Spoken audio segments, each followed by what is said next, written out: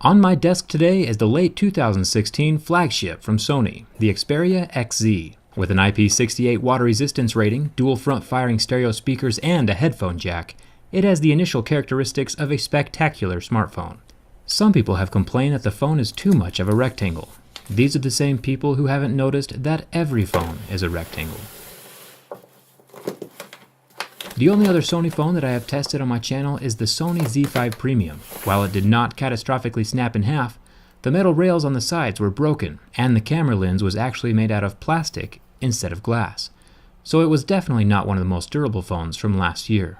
Hopefully the new XZ phone fares better for this year.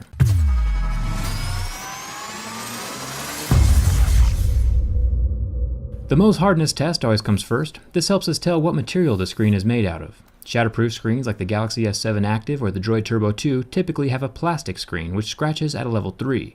The average smartphone has tempered glass and will scratch at a 5 or a 6. And if any company decides to roll out a sapphire screen in the future, it'll be scratching at a level 8 or 9. This Sony Xperia XZ screen scratches at a level 6, so it should be safe around keys and coins, but it is still always a good idea to keep a screen protector on it for those harder minerals and dust specks in the environment. The 13 megapixel front-facing camera is protected by the same screen glass, so it is also scratch resistant. A unique thing about the XZ is that the NFC chip is actually located right here next to the front camera, instead of the back of the device like most other smartphones. This little sticker marks its location. The top earpiece speaker grill appears to be made out of a thin layer of plastic. It is definitely more sturdy than the cloth speaker cover over the Google Pixel, but either way it is still pretty secure and won't be sliding out on its own. But it is unfortunate that it's not a thicker metal grill like on the Samsung or the newer iPhones. The bottom speaker is made out of the same material. It won't get punctured unless something is deliberately stuck into the slot, but sometimes that will accidentally happen in your pocket or purse. On the back of the phone, the thin little bar along the bottom is made out of plastic. You can tell it's plastic by the way it is, which is pretty neat. The larger portion of the back panel is definitely metal.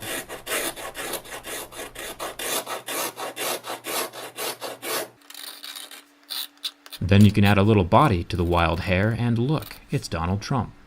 The single-colored LED flash is covered with plastic, which is pretty standard across all the smartphones. It is the camera lens that we don't want to be plastic. And, lucky for us, Sony did decide to change their lens to a more durable and scratch-resistant glass.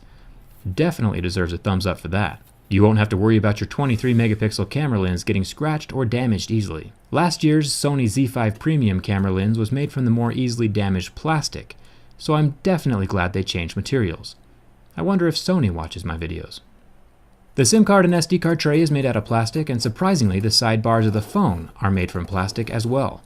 So if you're looking for a device that has a premium metal or glass feel from every surface of the phone, this is not the device for you. You can see the color difference between the painted exterior plastic and the unpainted interior plastic. Scratches or drops would expose the color difference between the plastic layers as well. Over time, the plastic paint tends to wear down.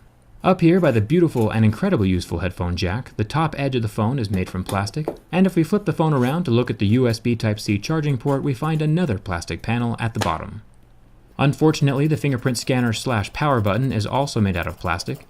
The volume rocker and camera button are both metal though, so that part is at least good.